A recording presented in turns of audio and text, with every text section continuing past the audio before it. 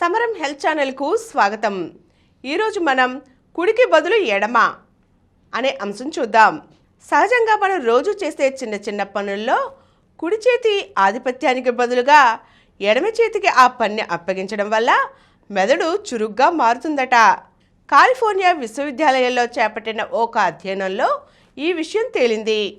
మన మెదడు చిన్న చిన్న సవాళ్లను స్వీకరించడానికి ఎప్పుడూ రెడీగా ఉంటుంది.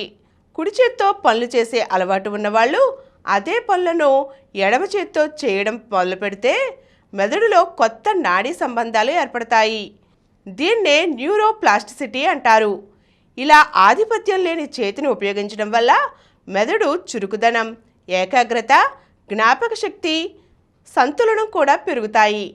కాబట్టి కుడి చేత్తో దంతధావనం చేసుకునేవారు ఎడమ చేత్తో బ్రష్ చేయడం వంటి పనులు మొదలు పెట్టవచ్చు. నిజానికి 2 నిమిషాల నిడువుతో కూడిన దైనందిన చర్యలను ఇలా ఒకదానికి బదులుగా మరో చేత్తో చేయడం అనేది ఒక స్వల్ప వ్యాయామంగా కూడా తోడ్పడుతుంది. నాడీ సంబంధాలను పెంచుతుంది. ఈరోజు మనం కుడికి బదులుగా ఎడమ అనే అంశం తెలుసుకున్నాం కదండి.